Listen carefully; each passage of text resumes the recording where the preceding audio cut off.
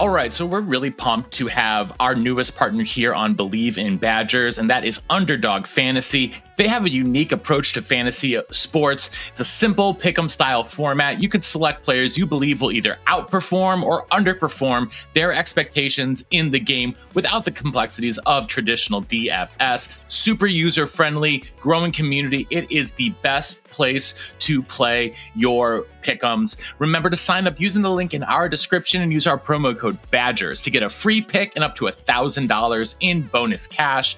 This week, I'm focused on the NFC title game. As you guys know, I'm a massive Bills fan, Bills Mafia stand up, and I have no interest in picking anything to do with my Bills. So I'm focused in on Commanders versus Eagles. I'm going to start with the visiting team. Two guys I think are going to go higher than their projections. Receiver Terry McLaurin has been a stud all year for Washington. I think he continues to be Jaden Daniels' top target. Give me higher than 63.5 receiving yards for the former Buckeye. At running back, Austin Eckler has completely come alive this postseason, both running and catching the ball out of the backfield. He continues to be a factor. I'll take higher than 47.5 combined yards rushing and receiving for him. On the other side of the ball, I like Jalen Hurts to score again with his legs, whether it's a long run like he did against the Rams or the tush push, he's going to get in the end zone. Give me higher than 0.5 combined rushing and receiving touchdowns. Finally, Saquon Barkley has been the best back in the league all season. Commanders, not exactly the strongest defense in the land. Give me Saquon higher than 0.5 rushing and receiving touchdowns combined. So no matter what you think is going to happen in this game or any game, head on over to Underdog Fantasy using the link in our description and our promo code BADGERS to get a free pick and up to $1,000 in bonus cash.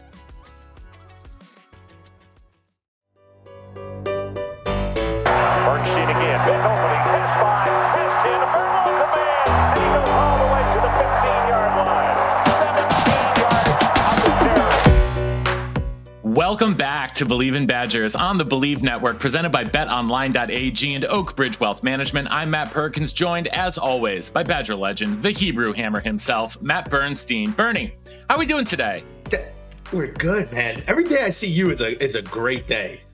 Matt Perkins, nobody knows, but I want to call this guy like 3 times a day, and I don't because I know how busy he is. But some days I do just to say hi. So I love this time period. It's the best. That's an honor, Bernie. And we are also honored to be here with Krissy Birdsall today, media maven extraordinaire in Madison, between ESPN Madison, WSUM, Peacock, BTN Plus. You can find her all around the Badgers. We really appreciate her taking time out of her probably even busier schedule than mine to hop on with us today.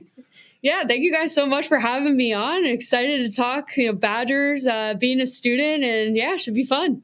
So Krissy is also one of my favorite follows on Twitter, just to sort of like keep up with Badger news. So make sure you follow her. We'll drop the link to her profile here in the description. But before we get into it with Krissy, though, want to remind everyone tuning in that we continue to be presented by BetOnline.ag, the world's most trusted betting platform and your number one source for online betting in 2025. Whether you're a seasoned fan or first-time bettor, BetOnline is your ultimate game day companion with the largest selections of odds on everything from football, NBA, college basketball, NHL, UFC, and more. BetOnline is the number one sports betting source for the new year. From touchdowns to three-pointers and hat tricks, BetOnline has you covered on every game, every play, and every win. BetOnline, the game starts here. And, of course, we continue to be proudly presented by our main man, Chris Anasetti, and his entire team at Oak Bridge Wealth Management. If you are a pro, future pro, or current NCAA athlete with NIL deals, Chris Anasetti is the man that you need to connect with to get your money right. Over at Oak Bridge, Chris and his team do one thing, and that is take care of wealth management for professional athletes. They understand all of the pressures that they face on a day-to-day basis. Chris and his team will set you up with a bespoke plan to make your money work for you off the field so you can focus on what you do best, perform on the field. Get in touch with Chris on Instagram at oakbridgewm_Anasetti. That's oakbridgewm_ANICETE, or head on over to the website at oakbridgewealthmgmt.com. Chris Anasetti, Oak Bridge Wealth Management. Get your money right. NIL deals. I can't believe that. I don't know if Bernie and I, because we're old, will ever truly wrap our heads around NIL deals, around college athletes.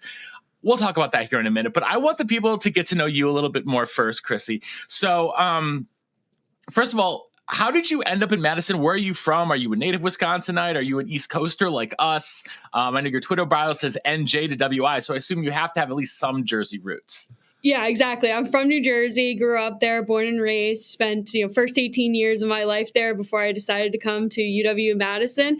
I came here for the school. They have a really great journalism program. I was looking during the COVID era. I graduated in 2021. So a little difficult to look at campuses when the only way you can look is online through the tours. So the way I narrowed it down was through the journalism programs, found Wisconsin, was able to come out to campus in February 2021, fell in love with the place. And I'm so happy to be here. Just the amount of things I've been able to do the last 4 years has been absolutely incredible. It's so funny you say that because February is like, everyone will say, do not go visit in February. And yet everyone goes and visits in February and somehow says, I love it. You have to buy 3 coats. You have to have boots. Like, it's bananas. But if you can love it in February, you're going to love it all throughout the entire year. I mean, to be fair, it was 30 degrees, which is warm for February, that time of year. So I thought that's the coldest it was going to get. Unlike yesterday when I walked to class and it was negative 15 degrees outside for my 8 a.m. Definitely wasn't expecting that when I came out here, but outside of the cold, I've loved it. Well, you mentioned the J School. How did you get into journalism and sports journalism? Were you an athlete growing up? Like, what sort of made you want to be in this world? Yeah, I grew up playing soccer. I did Taekwondo for 8 years. And then in high school, I ran cross country and track. So I've always grown up around athletics. Both of my sisters were both very athletic in their sports. My sister ran at Rhode Island and then later on Monmouth University. So it was always something that was in my life. And then if I wasn't playing it or doing anything, I was watching it with my dad, whether it was NFL Sundays, NBA stuff that was going on, the Yankees on MLB. So I always just was around sports, talking it, writing about it. And when I was trying to choose a major, I was looking through all of the options and I decided, well, I like sports and I want to do something in sports. And I'm a pretty decent writer. So I decided I wanted to combine those passions to do it as a major. Did I ever think I would be doing something like this 4 years later? Absolutely not. But here we are. And I'm so glad the journey it's taken me on since I stepped foot on campus at Madison. So before we talk about ESPN Madison, I see Matt Perkins has 100 questions. When we get journalists together, like you two, like it's like this beautiful thing, this podcast. And I'm just the guy who throws wrenches in the questions. Krissy, you said you're a Yankees fan, which we will be okay with. I'm a Mets fan. I'm from Westchester, New York. What other teams did you grow up watching? You mentioned you watch football with your dad, but when you were growing up, which is not, you only had Rutgers, right? Or Yep. No shame on my dear father's alma mater there, Bernie. No shame on Rutgers. Come on. They passed. I'm just saying, it's okay. It's okay. But what were you watching on Sundays? Yeah, at the college level, it was Rutgers football, Rutgers basketball. My dad, similarly, that was his alma mater. So we kind of grew up around that scene in the Big Ten, football, basketball, when they joined eventually in the 2010s. But NFL, he was a huge Cowboys fan because of Roger Staubach, the America's Team era. I kind of got adopted into that through him. So I have 2 of the 3, notable fan bases, but NBA, I'm actually a Magic fan. And then NHL, I'm a Ducks fan because when I was in California about 10 years ago for a Taekwondo tournament, we stayed in Anaheim where a lot of the players stayed for the Angels, the Ducks, and we got to meet some of the Ducks players in an elevator where they pushed every single button. So for some reason, I decided I wanted to be a Ducks fan after that. But that's my 4 majors. And then for all women's sports, I support New York all the way down. I love it. So you're basically a sports fan across the entire nation, across all sports. There's no area that is you're not a Jets, Mets, Knicks, Ranger like me. And then the outlier, Wisconsin, which is the best place in the world. Yeah. So I know we have you. I would love to hear what you do at ESPN, and then I would love to dive into what's going on with Wisconsin football. Because, if you couldn't tell, that's really my only pride and joy is that. I was at ESPN Madison. I'm in the studio right now. I'm actually a producer. I started in September, so producing shows in Milwaukee, Madison, live sports broadcast, just getting involved in a lot of the professional sides of the sports thing. I was an intern here last summer, so summer 2023, and they brought me back, and it's been a great experience ever since. I've just gained a lot more skills in the on-air component that I never thought I would have picked up when I started here. And I just seeing that growth in the 6-7 months that I've been here has been absolutely incredible. How have you honed your voice as an on-air personality? Because it's not easy. Yeah, when I first came here and I got into broadcasting, I'll be honest, I did not really know the broadcasting scene too well. There was a lot of people who came in saying, I want to be the next Mike Tirico or the next Chris Mad Dog. And I don't know if it was because of the lack of maybe women on-air personalities. I know there's a few play-by-play broadcasters. There's certainly a lot more since I've started in college. And on-air personalities, there's really not a ton of women at all in that field. So it just kind of allowed me to create my own path and decide, okay, I just want to be myself on air.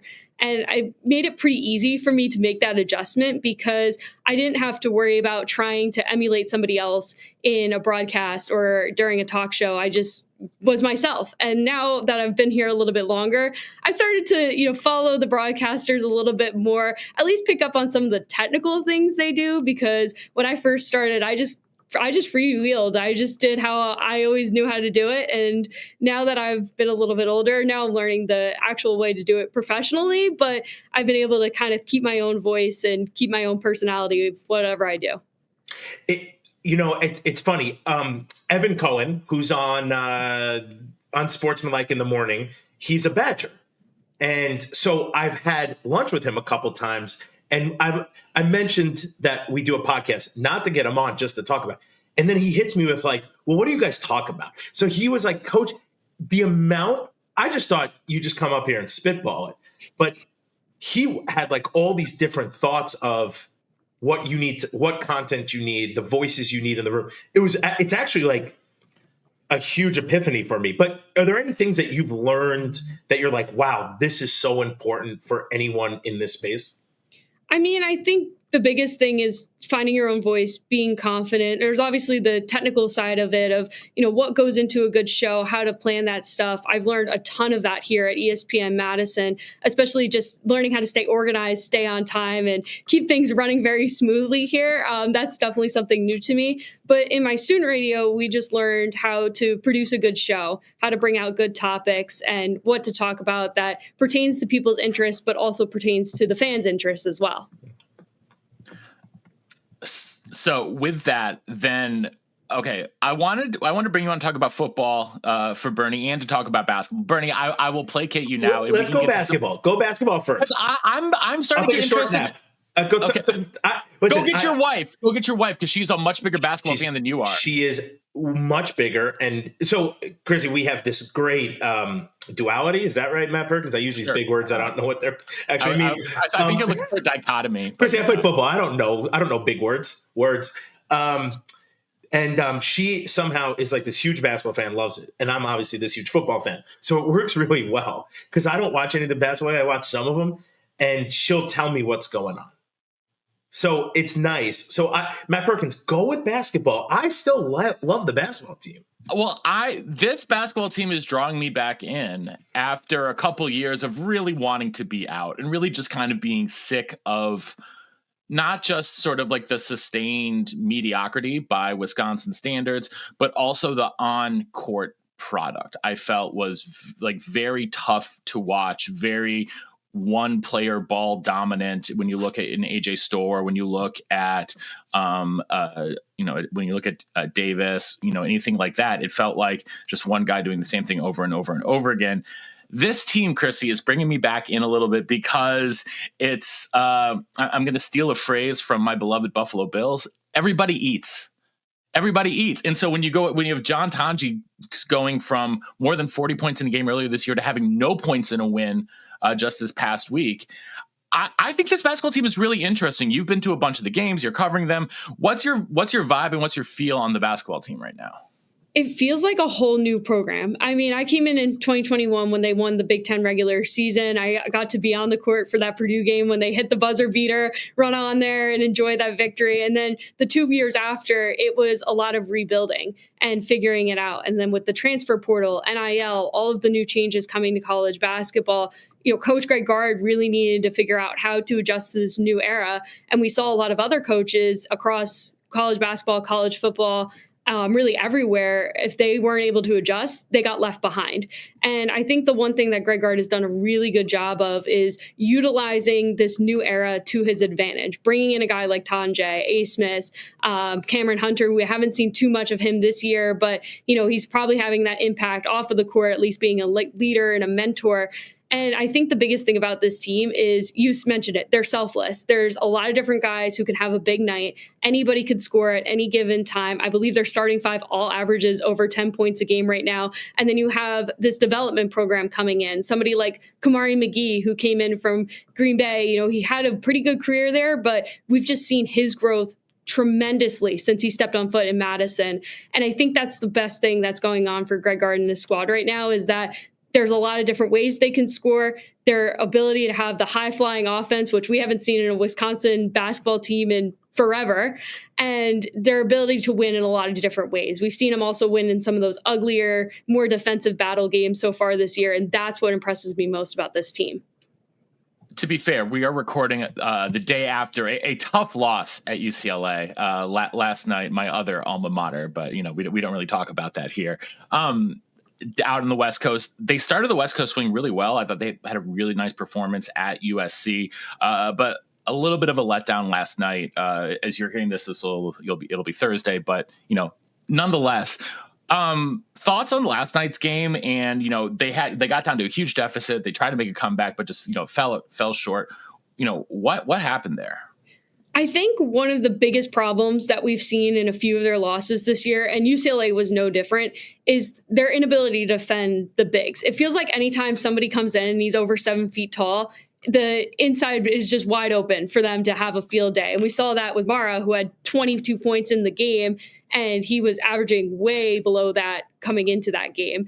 And we saw it similarly in Michigan, the two bigs, Golden and Wolf. I think they have 44 points between the two of them. The one big thing about this team is there's a lot of things that are going right for them. They have to be able to defend down low, and that's going to be their key for the rest of the season, the rest of the Big Ten, the rest of the NCAA tournament, wherever they end up, is that if they can defend down low and keep improving on some of the offensive stuff that they've been doing all year, this could be a really good team. But that UCLA game exposed them, their one true weakness that we've seen time and time again so far this year. How do you guard 7 feet if you don't have a 7-footer? Krau's 7 foot. Is he? Yeah, he's 7 foot. And with the shoes on. Winter is, I think, 6'11". So we have the height. And considering that they're both playing on the floor together, they have the ability to do some great stuff on defense and on offense. We've seen both of those players have huge games in the last month. But it seems like anytime these big guys come down on them low, they're struggling a little bit, at least on the defensive side. So that's going to be the biggest thing I'm looking out for, at least for the next month. And that's going to be the true test of whether this team is a Sweet 16, possibly Big Ten champion, or are they going to be another early exit in the NCAA? So let me ask you a question about Greg Gard, who I personally really like. He has been, I feel like, on the hot seat, off the hot seat, way off of it, way back on the really hot seat, in boiling water. Is that a perception from the media or people from on social media? Or is it, to you, do you believe that is day in and day out kind of what's happening with him and the program? I think it's more fueled by the media more than anything. I would say with the exception of last year when that February drought hit of wins where they were doing really just not being able to do it. I think there was a little bit more pressure to perform, and we saw them step up to the level in the Big Ten tournament, making it all the way to the finals. But I feel like a lot of the other times, I feel like Greg Gard has done a really great job adjusting to the new era of college basketball and just college sports in general. And now we're starting to see the payoff of it with this team so far this year, having the start that they've had. So I think that Greg Gard is in a pretty good spot. I mean, obviously, we don't know what's going on behind closed doors, but from what I've seen, at least the players really like him. He's done a really good job with the team. And those are the two biggest factors that I think has helped him have the success so far in his career and has kept him in this position. So, Krissy, let me ask you an NIL question. How does NIL and the transfer portal, if we want to do both, differ from basketball to football? I think that the way it's working in basketball right now is that it feels so much more pro style, but also at the same time, as much as a lot of these players are basically pro athletes at this point, the adjustment has maybe been a little bit easier, at least on the NIL side of things. You see a lot of the college basketball players go one and done and then go right to the NBA. Now they don't feel like they need to do that because they're getting so much money from the NIL that they can stay, they can develop, and by the time they go pro, they're that much better off anyway. I think that's what we're seeing right now is it's actually benefiting college basketball more than anything is you're having these guys stick around longer.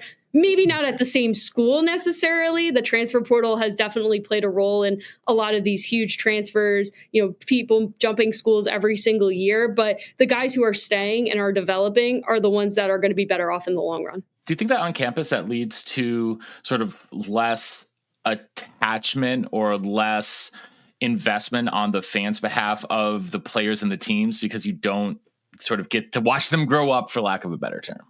I don't think so, because as long as they're performing on the court, I don't think that people really care. Look at John Tonje, for an example. He came in, he kind of knew who he was. He's been around the scene for a while at Colorado State. Missouri, he only played a few games at.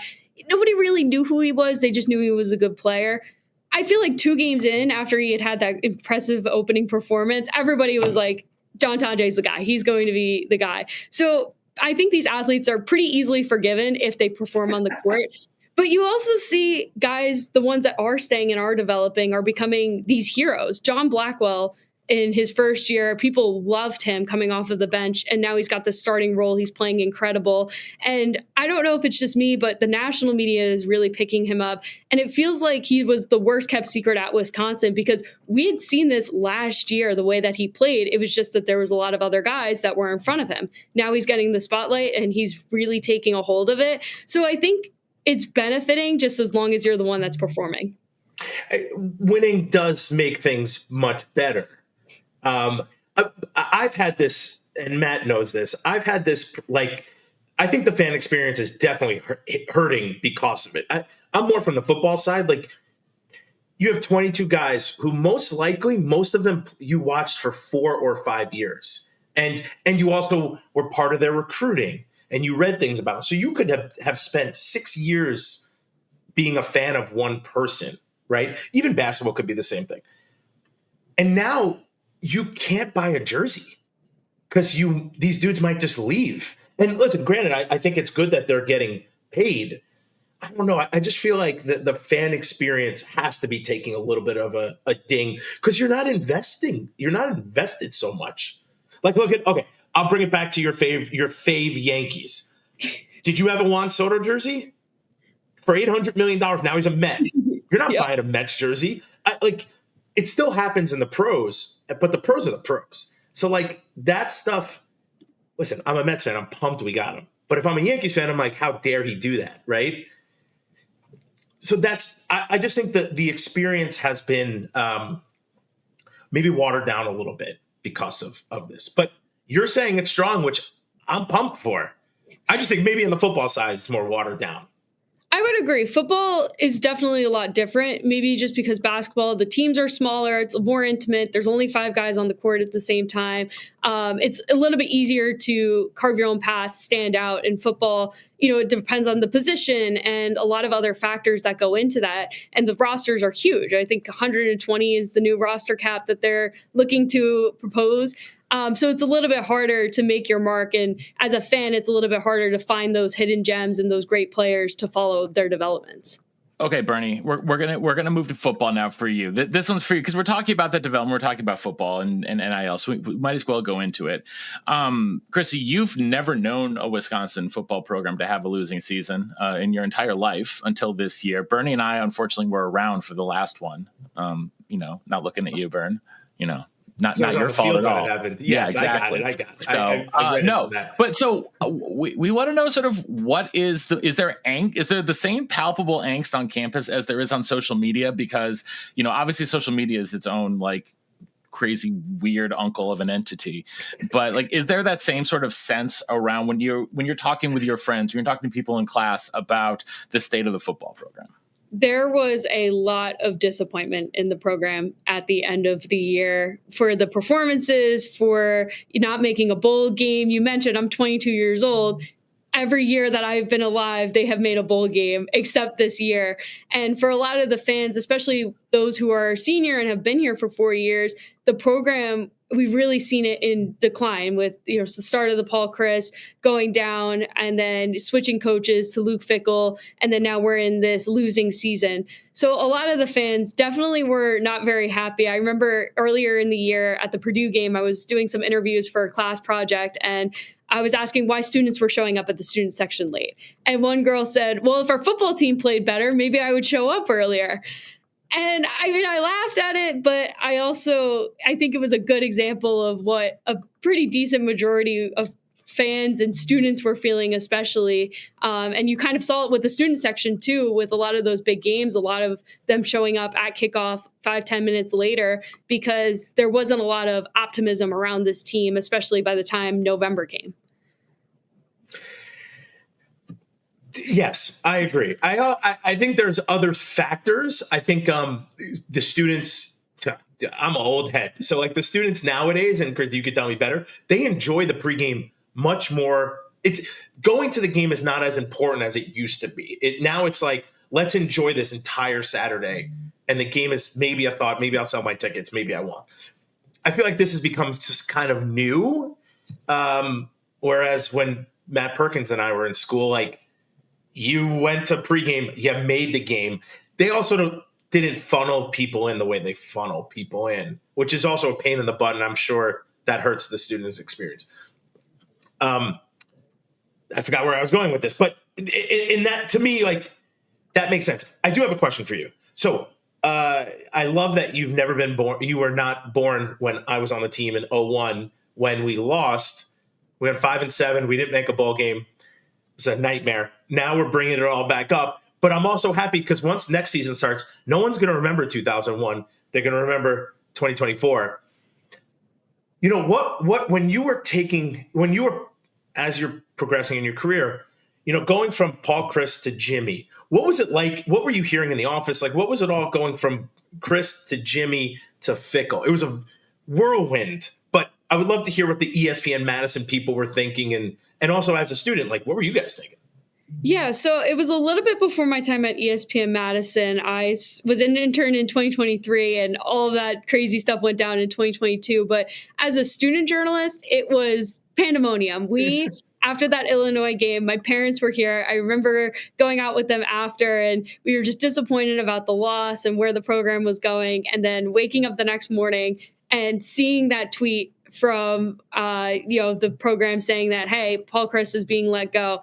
I mean, our WSUM sports team, we immediately went into action, did instant reactions about what this means for the program, who's going to come next. And then you had Leonard, a lot of people loved. He was a hometown guy. He was a guy that grew up in this program, really. And, they played a little bit better when he was here. But then they brought in Luke Fickell, and everybody was super optimistic about him because he had just came off that CFB, championship berth 2 years before. So there was a lot of optimism coming into that Luke Fickell era. And then now I think it's watered down a little bit since then. But I feel like because he's still a little bit new, only his second year in, going into his third year this year, I think that there's still a little bit of hope left for this team, at least in this era of Luke Fickell.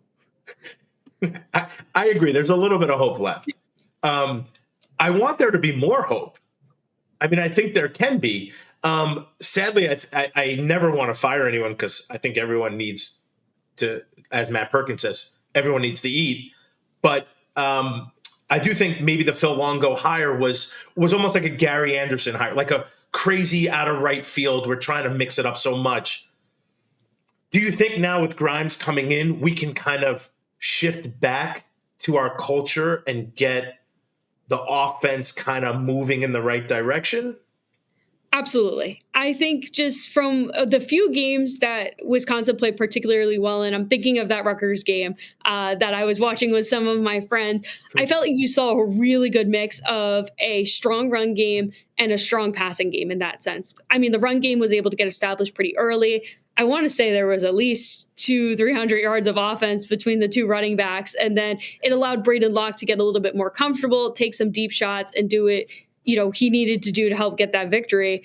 I think now with the new coach coming in, the new offensive coordinator, I think you'll see a lot more of that style of football being played. So I feel very confident because I think a lot of the issues with the offense, a lot of it fell on Longo and on the quarterback situation.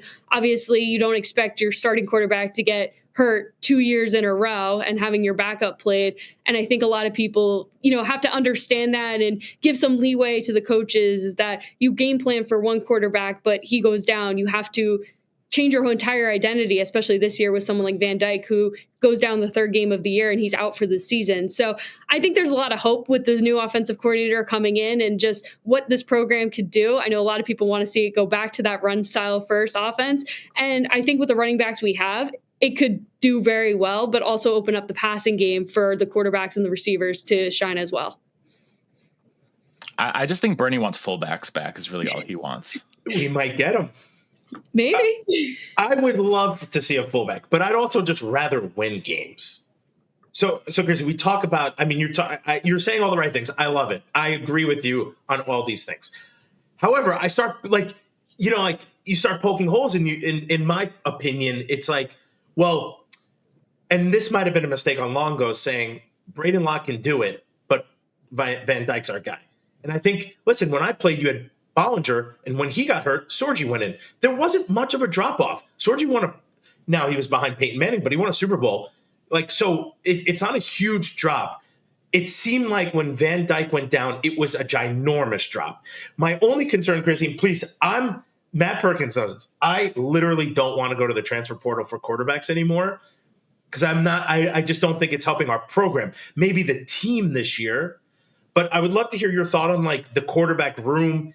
It's completely different again. It's the third year in a row. Everyone's brand new pretty much. It's just how are we going to win with that? How does that become it can't be our recipe. Okay, I asked you a ton of questions. Just run with them all. You're good. Yeah, I'm going to use a quote that Greg Gard said on Sunday Karma, one of the radio shows that I was working last week. And even though it was a basketball more related specific, I feel like it kind of relates to football in this manner. He said, you want to keep your team as old as possible with the transfer portal, bringing in veterans because you know the experience they've had. You've seen them on tape. You've seen what they've been able to do. And I feel like the bread and butter and the idea of this Wisconsin offense the last couple of years was to keep that quarterback room as old as possible, to bring in guys. Now, the trick of it is you have to retain the younger guys that you bring up through the recruiting and you're trying to train to keep them interested in the program. And that's going to be the difficult thing is, there's a lot of great quarterbacks that are coming in or have just been in year one with the program. And you got to find a way to retain them, but also make sure that they're getting a good experience, either getting the reps that they need to be prepared if they ever have to come in, or just learning from somebody that's very experienced and that could put them on the right track when their time comes.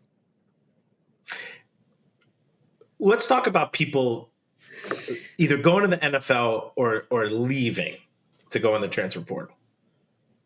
What do you think a coach has to do in this day and age to really keep players around? I think there's a lot of factors that go into it. I mean, the educational factor is a big one. Trying to keep them there through the education, just making sure they're getting their degree. NIL now is playing a huge role in it. I wouldn't be surprised if there would be regulations coming out relatively soon just because of how wild west it's been over the last couple of years. You hear these rumors of 6-figure deals for trying to get a guy to come out and transfer or go to a different school or do something that they wouldn't normally do.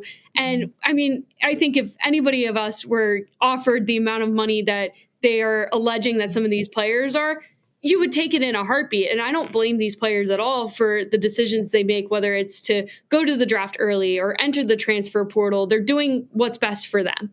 But I think that the system is so new that there needs to be some regulations to make sure that the main focus is you're getting your degree. And also, if you're going to be a player, you're getting a good experience, you're getting the reps, you're playing successful. And if you want to go to the NFL, you have that opportunity as well. So if Congress names Krissy Birdsall the czar of college football, what laws and what rules are you enacting?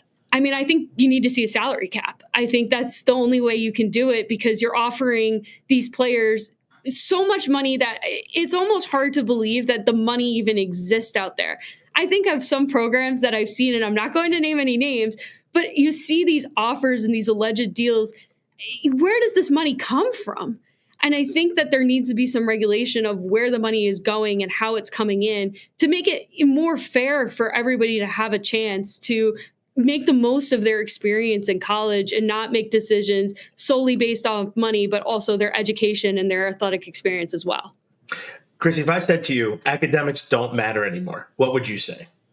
I mean, for some players, it sometimes feels like that, right? You see players transferring year in and year out every school, but I mean, you got to think about it from a player perspective. And Matt, I'm sure you might be able to agree with me, is you got to think about what your career is like after your playing career is over.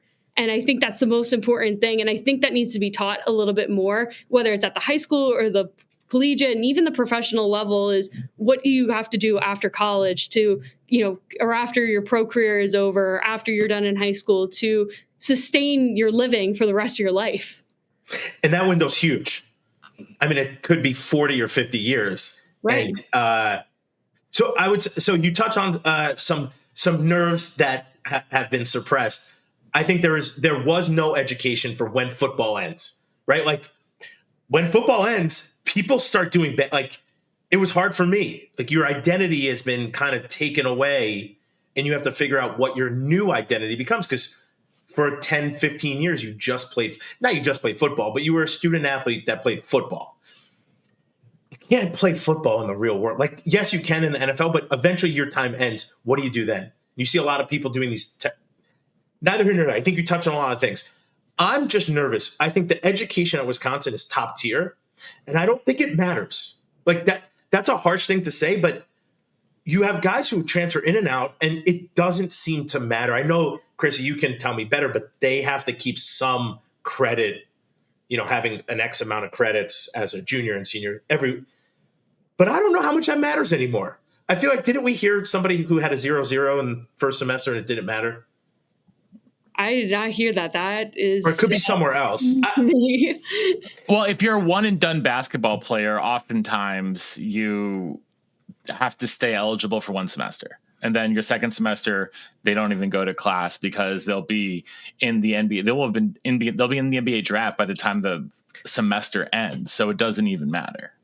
We talk to a lot of people who go back to school as like adults, and it's hard. So if anyone's listening, try to take it serious, because once you're out, you don't need to go back. Or you can go get a grad degree, but it's great to not do it.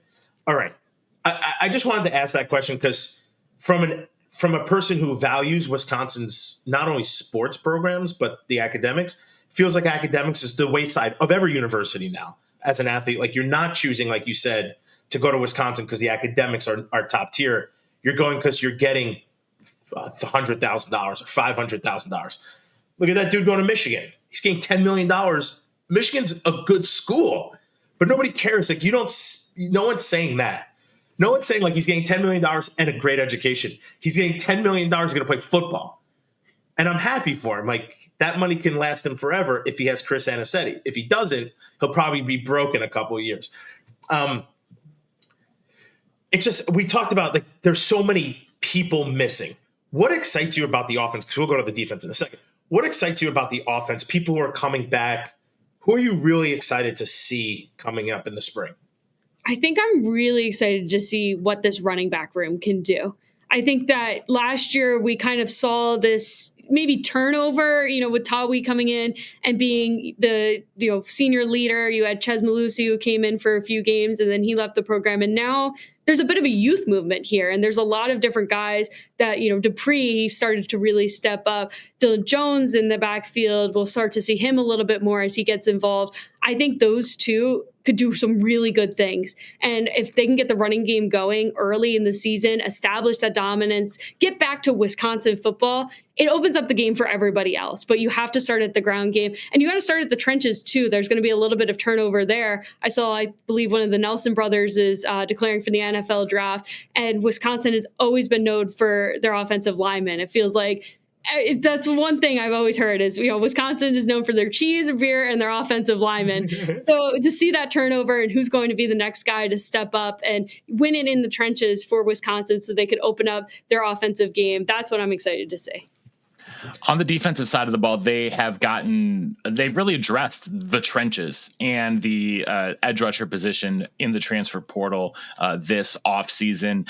Our complaint here is always they have terrible run fits and they just can't seem to stop the run in general. Why should we think anything will be different in year 3?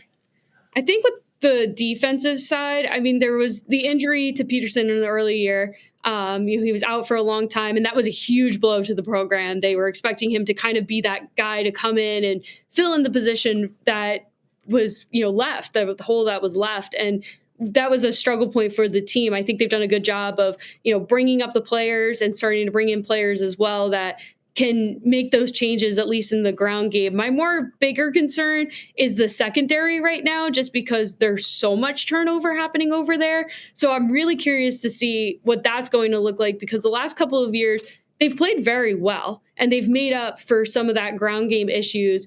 But now it's almost like we're going to see the opposite problem coming into this year, where we have a little bit more of an established D-line, but maybe in that backfield, in the cornerback safety position, it's going to be a little bit of a struggle to see who's going to step up and be that guy for Wisconsin. Especially with no more Hunter Wooler. Yep. So establish the run, stop the run. Yes. I love it. It's been like Wisconsin football for the past 50 years, or maybe 100. Wait, Krissy, so you mentioned that the basketball team can't stop a big man in the paint. That's their Achilles heel right now. What is the same for football? What's the one thing they can't do? That's a really good question. I'm trying to think of, what could it be for this team? There's so much turnover right now, is that there's a lot of question marks at a lot of different positions. So it's hard to give maybe one clear answer of what this team's Achilles heel is. I would have to see a few games and maybe a few practices and hear Luke Fickell talk and Grimes and just kind of figure it out from there. Last year, I feel like we knew pretty early on that it was going to be the defensive run game, just with the injuries and how light they were in that section coming into the year, even before the injury. This year, I feel like there's so many question marks that I don't even know if I could point to something specific right now. That could also be it. There's just so many question marks. You look,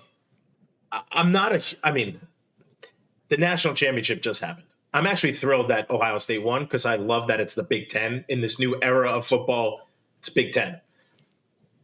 But you watch them, and at the end, you're talking about, they lost to Michigan's the best thing that ever happened to them. Their brand of football at the end, they kicked Notre Dame's tushy. And you're watching, the dude had 13 in a row, and the 14th pass dropped. It's a record. This is football at a different level. Yes, they're paying players way more and they're maybe a higher optics than us.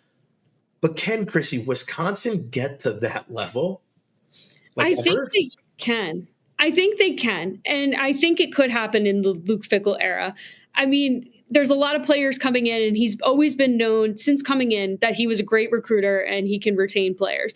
And he can bring in players now with the transfer portal as well.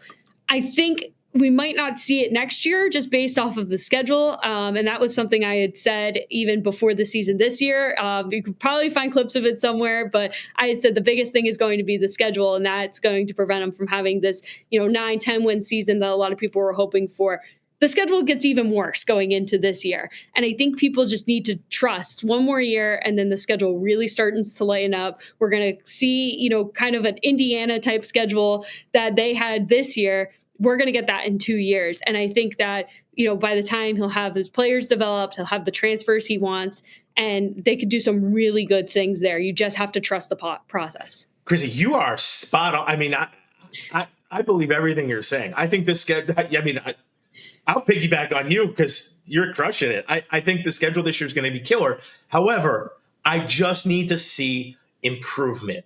That's it. I don't need to, like, I told Matt Perkins, I don't need to see wins. I don't need to see 10 wins. I need to see the team play with enthusiasm and love and just do better. Like, we make so many bad mistakes, mental errors. We miss field goals. We kick the ball out of bounds. Like, these are things that Barry Alvarez would literally, I don't even know, go berserk in the locker room if that was happening. And I know Luke Fickell and the coaches must be like crawling out of their skin when they see these things happen. So I just need to see improvement. That's my thing. Yes, we're going to have a hard schedule. That I don't want to be our excuse. I want to play good football against good teams. Because then when we have the Indiana type 2026 schedule, you play good football, then you're going to kill these teams. Not all the best teams, but you're going to kill the teams you're supposed to kill and then play really well against the teams. And who knows at that point? So I love what you're saying. I appreciate it. I know we're running out of time. Matt Perkins. Yeah, I've got, like Bernie said, we're running out of time. Let me ask one more crazy question. Okay, Bernie. One more, Krissy. Is it okay? Yeah. Okay. We're seeing kind of something bananas happening. Xavier Lucas. The program, this is a touchy subject, I think, for everyone. The program's not letting him go, but I believe it's because of a contract agreement. Krissy, you're the czar. What are you doing? I mean, listen, he's a Badger, so I feel bad. He wants to leave. He already left, I guess. But if you set this precedent, what happens? I think that the way that it's being treated right now between both of the schools, both of the conferences, it's going to eventually get up to the NCAA, and it's going to be something that's going to be settled in the courts. And once that happens, it's going to set a precedent for a lot of different things in college football, college basketball, the rest of the college landscape of how the transfer portal can be navigated, as well as NIL with the deals and existing and how this all works. I think this is a huge case, and it should be something that people should be following very closely. I'm surprised the NCAA hasn't made more statements on it yet, because it feels like it could be monumental. Maybe it sounds like something they're trying to avoid dealing with. But that's what the NCAA does. They avoid actually dealing with the problem. They don't actually ever address the problem. They try to pass the buck as much as possible. They're worthless. Yeah, I feel like this is going to be something that they can't avoid just because of the precedent that it sets and the precedent it could set for the future of a lot of these, because it is a problem right now. The transfer portal and the NIL, we talked about it extensively here today, just how new it is. And eventually something's got to come to a stop. There has to be some kind of regulation. Is this going to be the case that is the catalyst for that type of change? Yes. If he wins, I'm not a lawyer, so I don't know much, but if he wins, then contracts are not important anymore. So it becomes like nothing is important again in this world. And I don't know. I don't know what they should do. He should just settle, or he should just give the money back for a year, whatever you can make amends. I'm happy for Wisconsin to let him go, but not if he signed a deal where we gave him money and he's not giving it back. Like, it's called stealing. It's the theft. If that's the case, I don't know. Matt Perkins, you tell me better, but you can't sign a contract. You think I'm a lawyer? You think I'm a lawyer, Bernie? I don't do law. You can't sign a contract and then just back out of it. Like, well, that's we don't even know what was work. signed. That's the thing. Was it a binding contract? Was it a memorandum of understanding? Was it like, we don't know enough of the details, I think, to really be able to throw out whatever accusations. I don't think there's a single person on this stream right now who knows what the details of that contract, or if there was a contract, or was it a verbal contract? Like, no one knows the exact details besides the actual parties involved. So, that's such a whole can of worms. It's so frustrating to talk about. We don't have Krissy for much longer. I have a bunch of rapid fire questions for her, so we're going to finish up with that. Okay, first thing, what is your favorite UW sport to attend as a spectator? Attend as a spectator, volleyball. The atmosphere there is absolutely incredible at the Fieldhouse. Can't go wrong. What's your favorite sport to cover as a journalist? Basketball. Men's and women's basketball has been my day one. It was the first sport I covered, and I just love both of the teams, what the programs are doing, and it is a ton of fun to watch and just talk about. What is your favorite moment you've had covering UW sports? That's a good question. There's quite a few. I mean, between first all-female broadcast, my first sideline report, I've done a few trips for WSUM. Most recently, I was in Minneapolis for the Big Ten tournament, and that was just 4 days of crazy basketball that was going on with Wisconsin. We had no clue what was going to happen next at every turn. That was such a fun weekend. I was so grateful to be able to go out there. That's probably one of my favorite moments so far. Who's the best Badger personality on social media? It's a good question. Bernie, I'm going to have to go with Barry Alvarez, actually, my teammate at Good Karma Brands. Just listening to him lately since he's been on The Great Dane, one of the shows here, just the takes that he gives and the analysis that he provides, giving his perspective is just so interesting to me, and hearing it from someone like him. And he is so awesome to work with and just such a great personality as well. It's a day off in Madison. Where are you spending it? Probably if it's a little colder, Memorial Union, but if it's warmer, Farmers Market, absolutely. Best professor you've had at UW? That's another good question. I've had a lot of very good professors. Last semester, I took a class on long form video and documentary making. And it was my first introduction to broadcast journalism. And my professor, Adam Schrager, has been amazing in just helping me figure out this world and figuring out the opportunities for me after college. So I'm going to have to give him a shout out just for what he's been able to help me with in that class and outside of class as well. And finally, the most important thing to me and Bernie, what's your favorite meal in Madison? Ooh, that's a good one, too. I'm going to tell a story about this, even though it was rapid fire. Last week, I was on a call for Wisconsin men's hockey, Long Island versus Wisconsin. It was the Long Island head coach, Brett Riley. He asked, what would you recommend? I said immediately, get a Dottie's burger.